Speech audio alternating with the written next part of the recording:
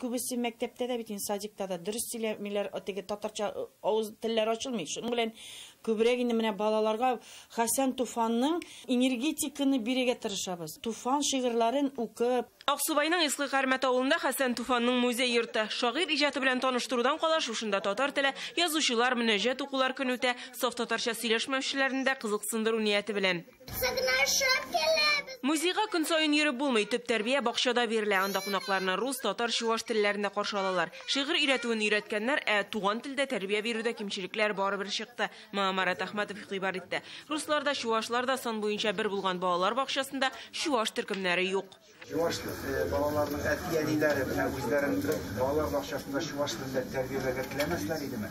Бит күп милләтле Аксубайда чуашлар саны ягыннан иң күбе. Бу бер мисал башка телләрне өйрәтү мәсьәләсе белән дә аваздаш. Шушы ук районда 1нче сыйныфларның 8-ндә генә татар телендә белем бирәләр. Әмма район үзәгендә татар сыйныфлары бөтенләй юк. 1нче сыйныфта укучы 150 баланың 41-е татар булса да. Безнең специалистлар әзрәк оптимизация алган җитеп бетмәенде. Менә пример чуаш группасы өчен, татар группасы өчен инде без инде аңладык, без әзрәк ул эшне эшләп бетерәлмәбез.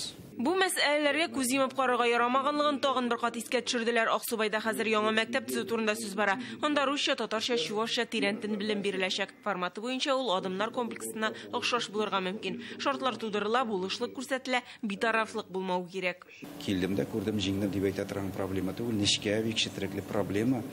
Һәм әти-әниләрнең күңел рухы белән турыдан-туры бәйле. Шуңа күрә бирегә әле мәсьәләдә ниндидер уңай үзгәрешләр күрү өчен хайран вакыт кирәк булырга мөмкин. Рухи бушлыкны тутыру мәсьәләсендә телгә кызыксыну уяту буенча бик күп чаралар үткәрергә җыенабыз. Һәм инде аларның кайберләре игълан ителде, кайберләре буенча әзерлек эшләре бара.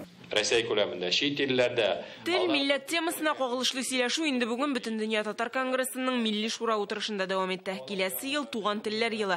Бүген исә быелга нәтиҗә ясап татарның гамәл стратегиясе буенча башкарылачак эшләргә тукталдылар. 350 чараны берләштергән план булдырылган. Татарлар тупланып яшәгән төбәкләргә аерым чаралар белән бер рәттән мобиль төркемнәрне җибәрү, иҗат төркемнәрен, татар интеллигенция вәкилләрен һәм менә дәүләт программасы кысаларында финансар ярдәмендә беркетелгән грантлар системасы, милли костюмнар, матур әдәбият, дәреслекләр һәм гомумән һәрбер юнәлеш буенча мәгариф, мәдәният, тарих. Тагын бер тәкъдим милли шура каршында экспертлар советын булдыру. Тел кебек тирән һәм катлаулы мәсьәләләр шишелеше аларга йөкләнәчәк. Барыбыз да беләбез. Бер өлкәгә барсаң анда 6-7 мөфтият, шуның кадәр татар ишмасы, кай вакытта үзара көрәшәләр. Әмма татарга зыянга килә. Менә безгә уйларга кирәк, ничек иттереп татарны бер җепкә тезергә. Ул чынлыкта концептуаль проблема, чөнки идея булмыйча торып, оешмаларда һәм татарлар тизеп булмый бер җепкә. Шулар өстендә эшләргә кирәк дип уйладык без. Киләсе елга тагын бер мөһим вакыйга халык санын алу, милләтнең бердәмлеге аның нәтиҗәләрендә турыдан-туры чагылачак. Милли шура киләсе елны дөнья күләмендә татар милләте бердәмлеге елы дип билгеләргә тәкъдим итте. Төрле фикерләр булды, татарларның бердәмлеге елы, милләт бердәмлеге елы, төрле. Шуңа күрә әйдәгез уйлыйбыз, моны хәзер без җитәкчеләргә җиткереп, карап инде аның мәгънәсе үзгәрми, без берләштерәбез.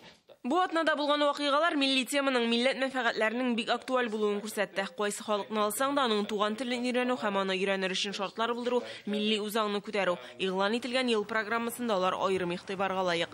Гөлназ Сайфетдинова, Вадим Илларионов, Яңа гасыр каналы.